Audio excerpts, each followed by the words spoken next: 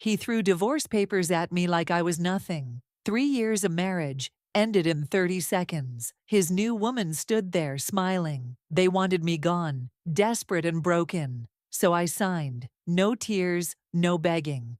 What I did next? Let's just say karma works in mysterious ways. Before we get into this story, hit that subscribe button and turn on notifications.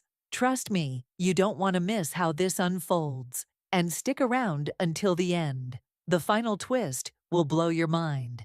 Now let me take you back to where it all started. You know that feeling when you're living in a dream, but somewhere deep inside, you know you're actually sleepwalking? That was my life. My name doesn't matter anymore. Not the name I had back then, anyway. What matters is who I became after everything fell apart. But let me start from the beginning. When I still believed in fairy tales, I was a tech consultant, good at my job, really good. I had clients fighting over my time, and I was building something real for myself. Then I met him at a conference in Miami. Tall, confident, money dripping from every word he spoke. He owned a commercial real estate development company, the kind that builds those glass towers you see in every major city. When he pursued me, I felt special, chosen. He made me feel like I was the only woman in the world who could understand his vision, his dreams, his world. We got married within a year. Looking back now, I should have seen the red flags waving like banners in a hurricane. But love, or what I thought was love, makes you ignore your gut. His family tolerated me at best. His mother would smile at me during family dinners,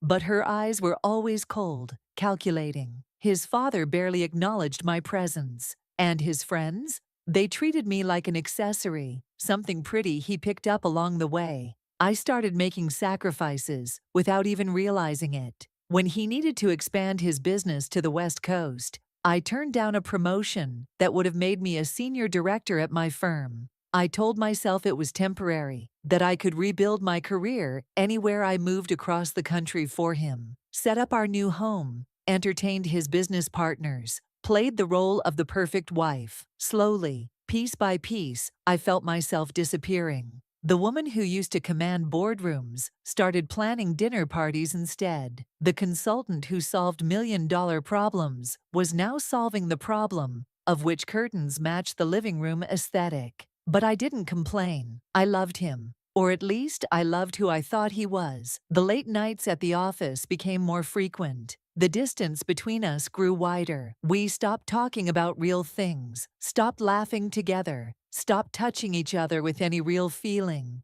I told myself every marriage goes through rough patches. I told myself he was just stressed about business. I told myself a lot of lies to make the truth easier to swallow.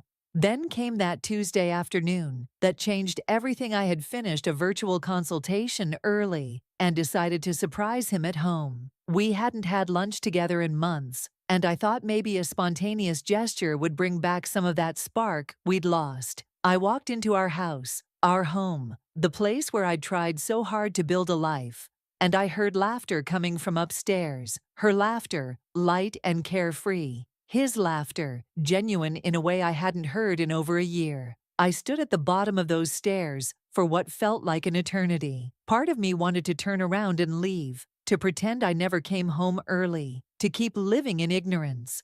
But my feet carried me up anyway. Each step felt like walking toward my own execution. I opened our bedroom door, and there they were, not even trying to hide it, not even having the decency to look ashamed. He looked at me with this expression I'll never forget. Not guilt, not remorse, just annoyance, like I was interrupting something important. She pulled the sheet around herself, but she was smiling. Actually smiling. That's when I knew this wasn't just an affair. This was a planned takeover. We need to talk, he said. Like those 4 words could somehow make this moment normal. Like we were going to discuss weekend plans instead of the destruction of our marriage. I just stood there, watching him get dressed, watching her sit in my bed like she belonged there. I didn't cry. I didn't scream. I just felt numb. Like my body knew something my mind was still trying to process.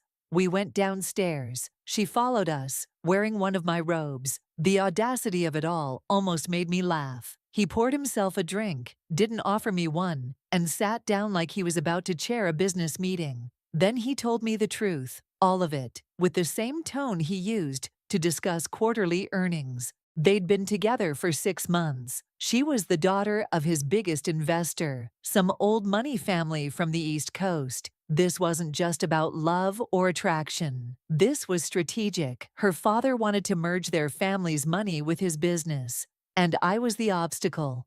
He looked me dead in the eye and said, "This was never real love. You were convenient at the time, but I've outgrown what you can offer me." Those words should have broken me. Maybe they would have, if I hadn't already felt so empty. She sat there on my couch, in my home, and had the nerve to say, "I hope we can all be mature about this." Mature, like maturity was sleeping with someone's husband, and then asking for civility. He slid an envelope across the coffee table. Divorce papers, already prepared, already reviewed by his lawyers. He'd been planning this. "Sign these, take what you came into the marriage with, and leave quietly. If you fight this, if you try to make this difficult, I'll make sure no one in this industry works with you again. I have connections everywhere, you'll be finished." I picked up the papers and read through them slowly. Everything went to him. The house, the cars, the investments we'd made together, even the furniture I'd picked out and paid for. I got nothing except my personal belongings and my car. 3 years of marriage, reduced to whatever I could fit in my sedan. Here's what they didn't know, what nobody knew. While I was playing the dutiful wife, while I was stepping back from my career, while I was making myself smaller to fit into his world, I was also building something of my own. 2 years into our marriage, I started coding again, something I used to love before consulting took over my life. Late nights, when he was supposedly at the office, I was working too, just on something different. I created an app, simple at first, just a platform to connect minority women, entrepreneurs, with investors who actually cared about diversity. I'd seen too many brilliant women with incredible ideas get shut down because they didn't fit the typical founder profile. I built it quietly, kept it completely separate from anything connected to him. Different bank accounts, different business entity, different name. It was mine, fully mine, in a way nothing else in my life had been for years. 6 months before he handed me those divorce papers, my app went viral. A major tech blog featured it, and suddenly, thousands of women were signing up, then tens of thousands. Investors started reaching out to me, wanting to buy it, wanting to partner. I accepted an acquisition offer from a major tech company, but I kept it quiet. The money went into offshore accounts and trusts he knew nothing about. While he thought I was dependent on him, I was already worth more than him. So when I sat there, reading those divorce papers that were meant to leave me with nothing, I had to hide my smile. I picked up the pen, and I watched his face. He expected begging. He expected tears and pleading and desperate negotiations. She leaned forward, eager to watch me break. I signed every page without hesitation. Fast, clean, decisive. The confusion on their faces was almost worth everything. He actually asked, "That's it? No fight?" I looked at him, really looked at him. Maybe for the first time in months, I saw him clearly then, without the filter of love or hope or delusion. I saw a small man who needed to take things from others to feel big. "You're not worth the energy," I said. Simple, calm, true. I gathered the papers, handed them back to him, and walked upstairs to pack. I took my clothes, my laptop, my grandmother's jewelry, and my dignity. Everything else, all that expensive furniture and designer decoration, meant nothing. It was just props in a play I was done performing in. As I loaded my car, I could hear them inside, already celebrating. Champagne glasses clinking, her high-pitched laughter echoing through the windows. They thought they'd won. They thought I was leaving broken and desperate. Let them think it. The truth would reveal itself soon enough. 3 months passed. I didn't reach out, didn't check his social media, didn't ask mutual friends about him. I was busy anyway, working with the tech company that bought my app, expanding it, making it better. We were helping thousands of women now, connecting them with real opportunities. The work felt good, felt pure, felt like mine. Then the news started spreading through industry circles. His biggest investor, her father, had suddenly pulled out of all their joint ventures. Millions of dollars gone overnight. Nobody understood why the business journals speculated about market conditions and strategic differences. But I knew the real reason. Her father's wife, a woman who'd built her own business empire before marrying into old money, had become one of my app's biggest advocates. She'd met dozens of women entrepreneurs through the platform, heard their stories, saw their potential. And in those conversations, some things came to light about my ex-husband's business practices, shady dealings, cut corners, contracts that exploited small businesses. Nothing illegal enough for jail, but enough to make ethical investors uncomfortable. She told her husband everything, and unlike his daughter, she actually had his ear when it came to business. The money dried up fast. Then his major clients started leaving, quietly switching to competitors. A federal investigation opened into some of his business dealings. Nothing I had anything to do with directly. But once people started looking closely at his empire, the cracks showed. The media picked up the story. His company was hemorrhaging money and reputation. And her, the woman he'd left me for, she disappeared the moment his bank account started shrinking. Turns out strategic marriages only work when the strategy pays off. My phone started ringing, his number, over and over. I never answered. What was there to say? He'd made his choice, and now he was living with the consequences. Not because I'd planned some elaborate revenge, but because the house of cards he'd built was always going to collapse. Eventually, I'd just gotten out before it fell on me, too.